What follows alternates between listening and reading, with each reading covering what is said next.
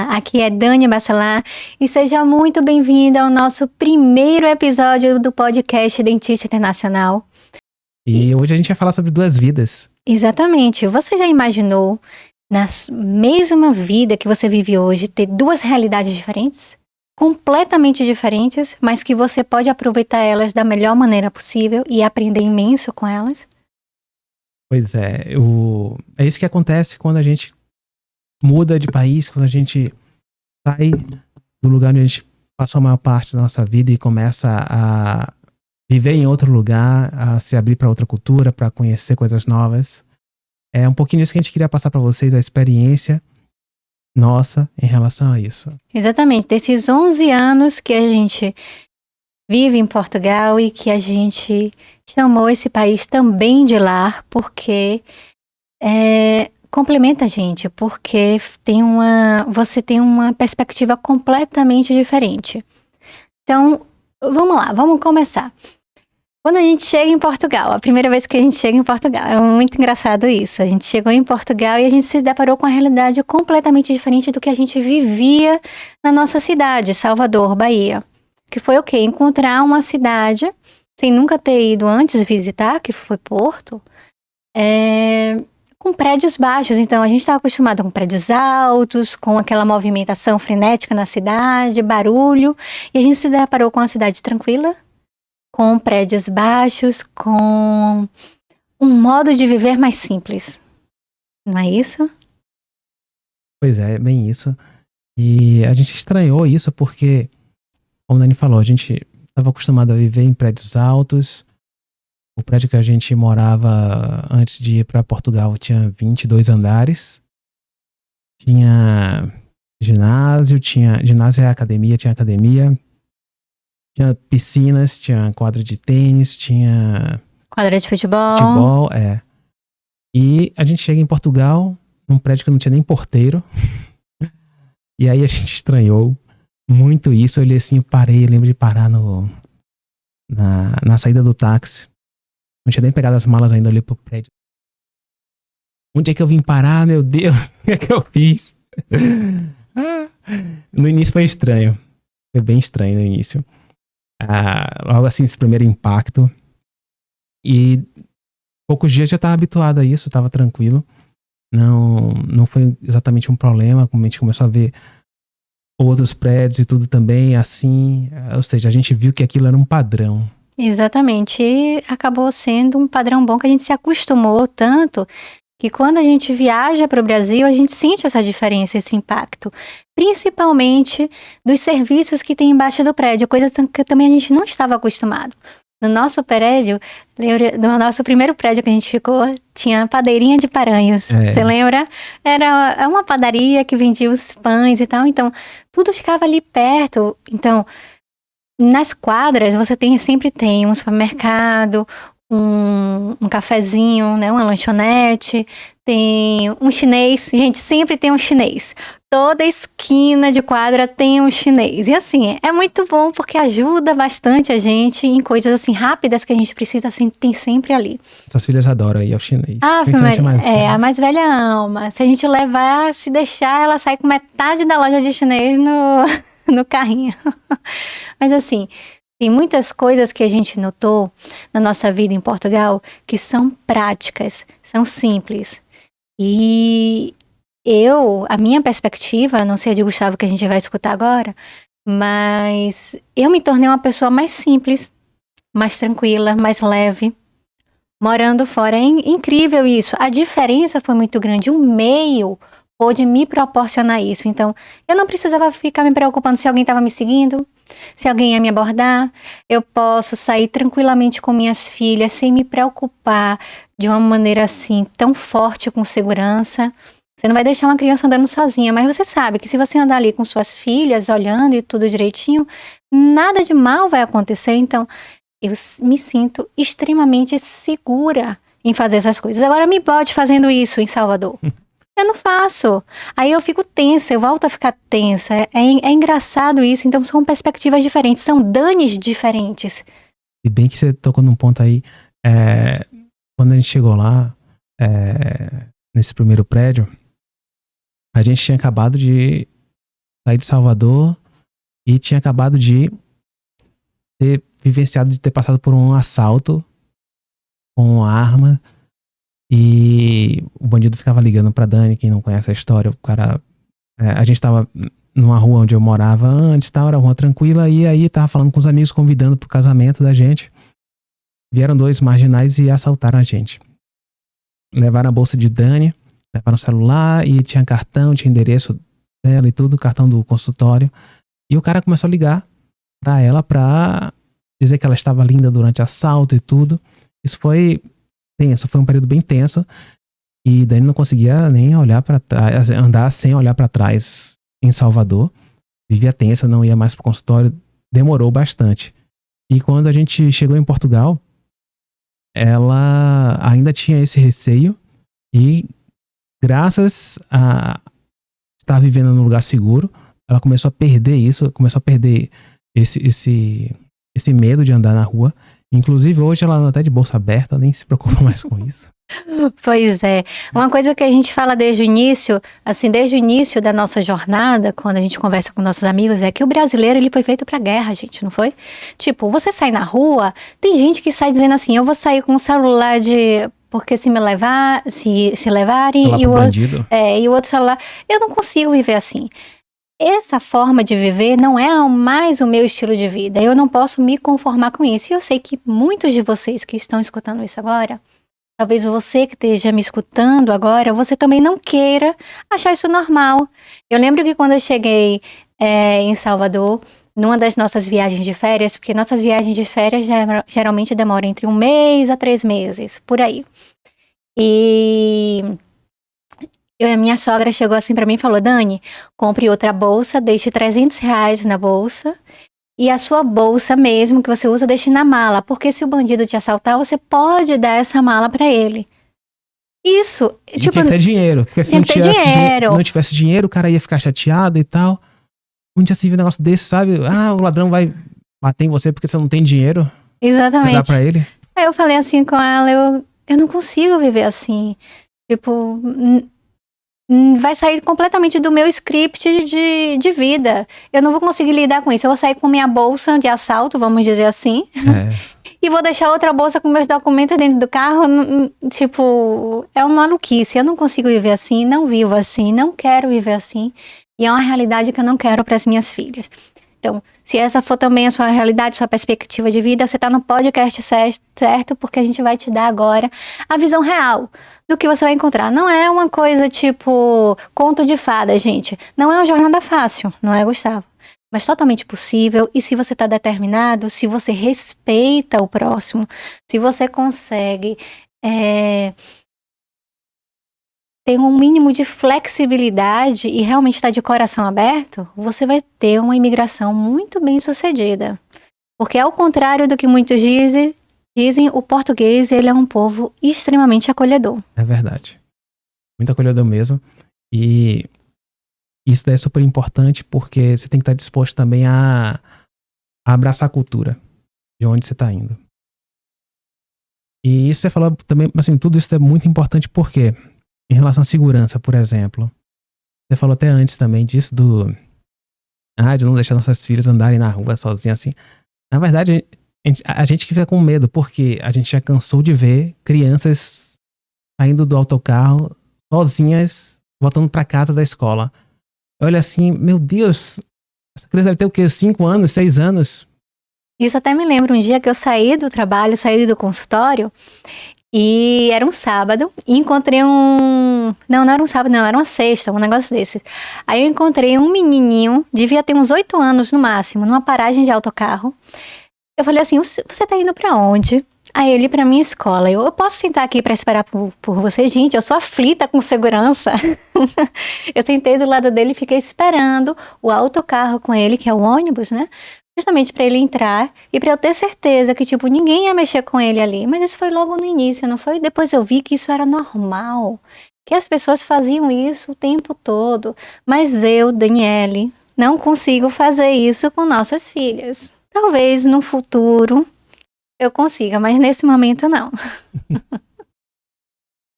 Pois é, e aí a gente assim, com o tempo a gente começa a ver várias coisas diferentes em relação à vida que a gente levava. Por quê? O que a gente quer mostrar pra vocês nesse episódio é como é que você consegue ter uma vida completamente diferente. Você morar fora, você vai conseguir ter uma vida completamente diferente. A gente já tocou alguns pontos, mas assim, com o passar do tempo, você começa a vivenciar mais o lugar. Quando você se abre, você começa a vivenciar mais o lugar e ver a diferença que é o estilo de vida. Estilo de vida completamente diferente. Você começa a criar referências novas, você começa a se habituar com os lugares novos, você começa a se acostumar com esse lugar, você se habitua com esse lugar. Por exemplo, eu vou dar minha experiência pessoal. Eu nasci e cresci em Salvador. Eu conheço as principais ruas de Salvador. Tranquilamente eu consigo me situar. Quando eu mudei pro Porto, eu ficava meio que perdido ainda. Durante muitos anos, até. Eu fiquei perdido. Mas, assim, chega um determinado momento em que você consegue... Assim, você se vê localizado lá na cidade. É uma coisa que acontece aparentemente de uma hora para outra, mas não, leva um tempo para acontecer isso. E aí você começa a se situar naquilo e você olha assim, poxa, aqui já é familiar. Isso aqui já é um ambiente familiar, já é o meu ambiente, você já se sente à vontade no lugar. São vidas bem... acabam sendo vidas diferentes em vários aspectos. Um outro ponto é em relação à saúde, por exemplo. Eu não costumo usar muitos serviços de saúde assim, normalmente faço exame de laboratório, eu mesmo vejo os resultados, sou médico, a família toda de médicos também, a maior parte. E aí a gente acaba meio que quase que não indo ao médico. A gente já tá no médico, praticamente. E a gente tendo nossas filhas fora, a gente começou a ter uma referência de atendimento. A gente começou a ter referência de atendimento, tanto para o pré-natal, por exemplo, depois para o parto, depois para acompanhamento. Assim, quando a mais velha, Sofia, teve febre, alguma coisa do tipo assim, que a gente ficava preocupado, principalmente Dani. Aí a gente começou a ter referências em relação à emergência pediátrica, para onde ir, qual era o pediatra. Essas coisas acabam sendo super importantes para a gente se sentir familiarizado no lugar. Isso mesmo, e para não deixar margem de dúvidas, tudo isso no setor público. E coisas que a gente não estava acostumado. Por exemplo, quando eu fiquei grávida, eu lembro que uma das minhas preocupações, mesmo já estando em Portugal, mesmo já adaptada com o estilo de vida português, uma das coisas que me preocupou bastante foi: onde é que eu vou ter a nossa filha? Onde é que vai ser? Será que o setor privado é realmente melhor do que o setor público? E aí a gente foi pesquisar. Se tivesse algum problema, qual seria o hospital de referência para levar a criança? O setor público. E aí o que é que a gente fez? A gente direcionou todas as nossas forças justamente para o setor público. Então a gente vai para o hospital de referência, que foi o São João. E, gente, correu tudo maravilhosamente bem. O médico que acompanhou a minha gestação toda foi o médico de família. Os meus exames pré-natais, gente, todos, quem pagou foi o Estado, porque quem é grávida e usa o setor público, o Estado paga esses exames. Assim, eu fui super bem tratada, sempre. Nossas filhas tiveram o melhor atendimento possível naquele momento. E é uma experiência que, se eu tivesse vontade de ter o terceiro filho, eu teria novamente nas mesmas condições. Mas assim, são coisas diferentes. Eu já fui atendida também no SUS. Pra quem, se você estiver me ouvindo e falar assim, eu quero ver você ser atendida no SUS. Eu já fui atendida no SUS. E assim, a parte realmente daquela inicial, de esperar e tal, é um bocadinho demorada, mas depois, quando a gente entra, a gente vê o compromisso do pessoal. Mas o que é que não tem ali no setor público hoje, pelo menos nos hospitais públicos de Salvador? O que é que não tem ali? Recursos. Mas as pessoas fazem o possível. Você vê quem tá ali é porque ama o que tá fazendo, porque é incrível a forma como eles trabalham. Então dá para comparar os dois. Qual a diferença? Que Portugal você tem um investimento imenso justamente nessa parte. Você tem muita tecnologia. Gustavo, ele trabalha muito com essa parte de software na área da saúde lá. Uma das empresas dele é disso. E ele sabe muito bem dizer como é toda essa parte tecnológica dentro do setor público de saúde, que é muito mais avançada que no Brasil. Pois é, e a gente acaba tendo também, vendo os costumes também como são diferentes. A gente vê, por exemplo, até para abastecer o carro é diferente. A segurança, como a gente já falou, é diferente para andar no autocarro. Uma coisa assim, já passou da parte de segurança, mas eu vou retomar para falar da experiência que eu tive quando eu tava no autocarro, tava no ônibus. E de repente eu vejo um carinha, um estudante, tirar da mochila dele um MacBook, bota no colo e começa a trabalhar lá dentro do ônibus. Eu li, meu Deus, o que é isso? Vão roubar o computador desse cara, é maluco. Ele pegou o laptop, botou lá no colo e começou a trabalhar. Eu fiquei assustado com isso. Meu Deus, aí, poxa, eu me toquei que tô em outro lugar.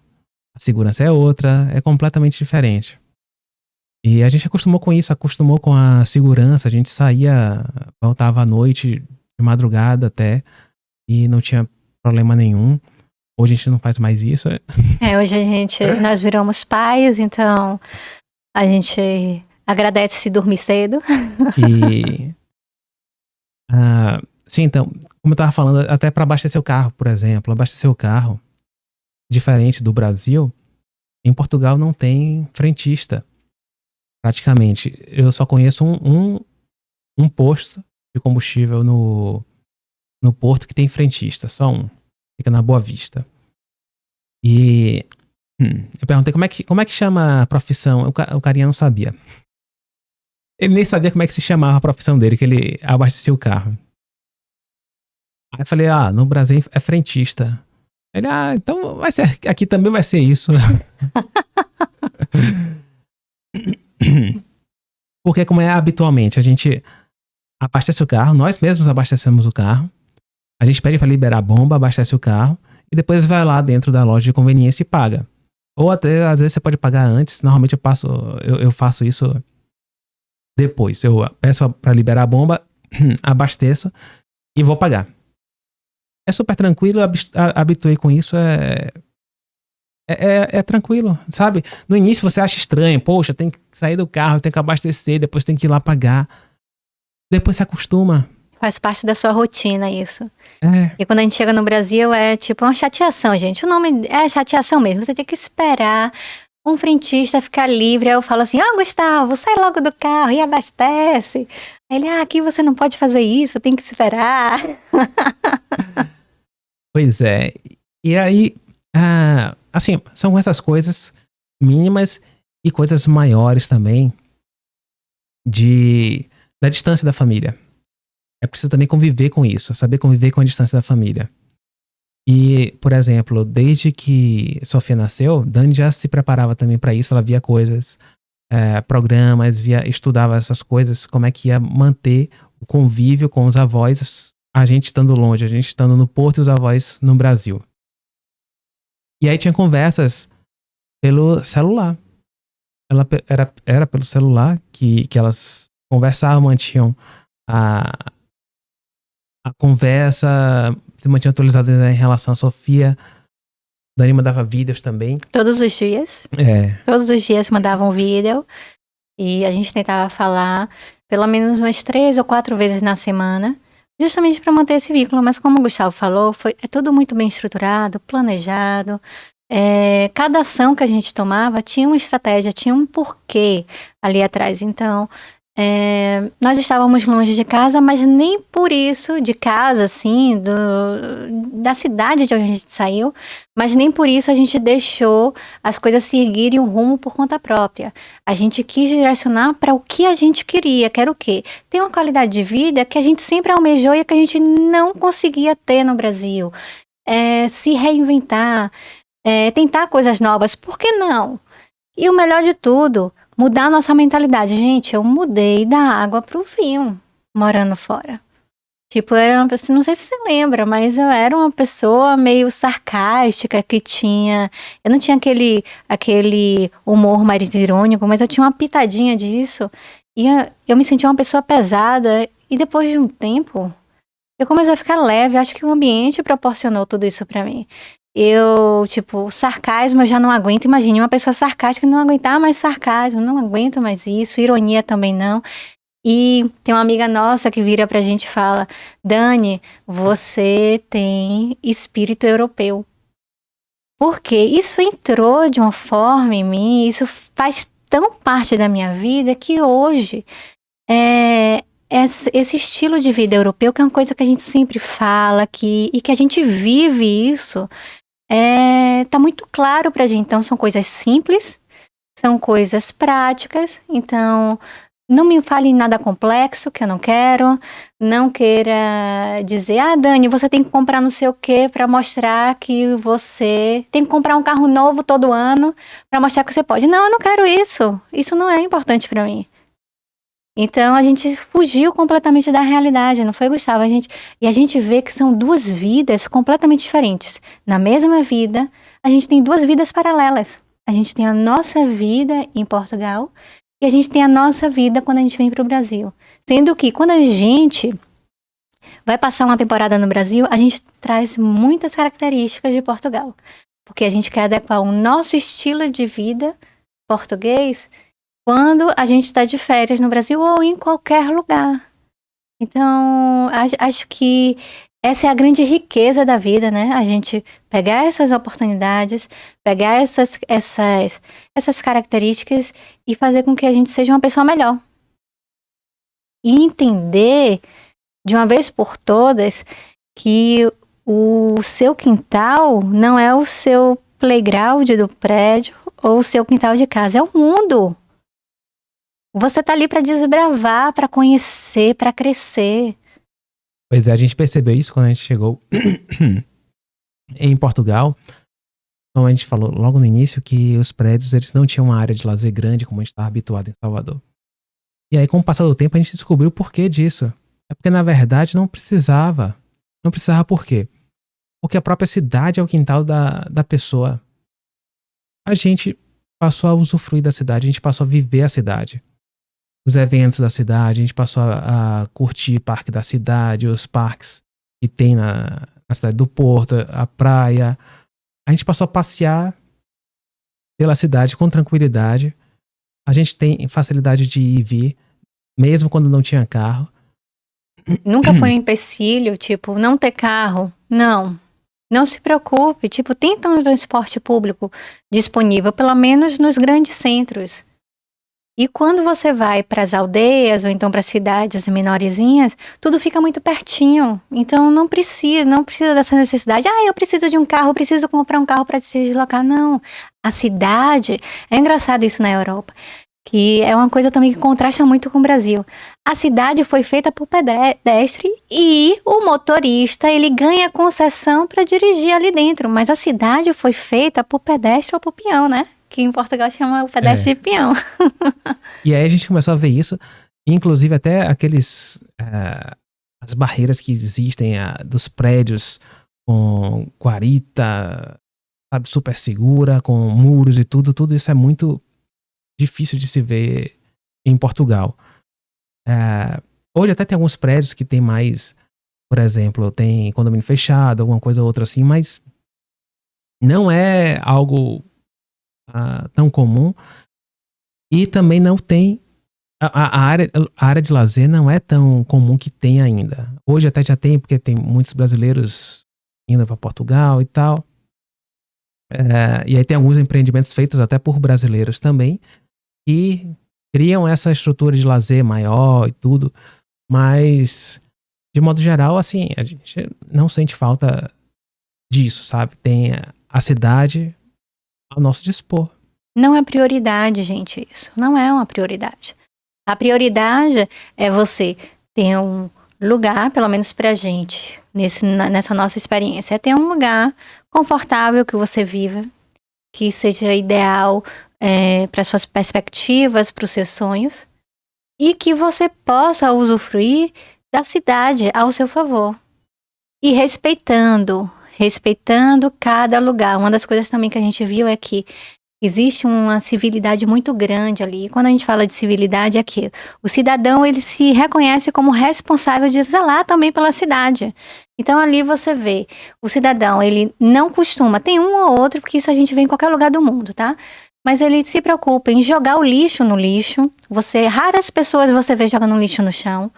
Então, é uma cidade mais limpa, é uma cidade que as estruturas públicas, elas são bem cuidadas. Então, os parques, aquelas estátuas, quando a gente vai nos Aliados, que tem aquela pracinha, que tem a praça municipal, tudo é muito bem cuidado, as pessoas zelam por isso, é um marco histórico, todo mundo tem orgulho daquilo ali. E é uma das coisas que a gente vê contrastando, pelo menos com Salvador. Salvador tem uma área linda chamada Pelourinho, e que é uma área super mal cuidada, e aquilo ali é tipo fenomenal, mas é uma área mal cuidada. Então a gente vê esse contraste muito grande. E isso acaba, tipo, dando a gente uma perspectiva completamente diferente das duas cidades. Quer ver uma coisa deliciosa? É você estar no Porto, você ir para Baixa, que é aquela parte do Douro, e você poder apreciar a vista, desfrutar. As meninas adoram correr ali naquela parte, naquele calçadão que é feito para isso. Uma área imensa que as meninas correm, aí às vezes a gente vai pra Gaia, pra gente também brincar lá. E assim, é muito bacana, gente. Assim, eu e Gustavo, nossa família, não nos vemos hoje morando no Brasil. O que nos atrai no Brasil hoje é a família.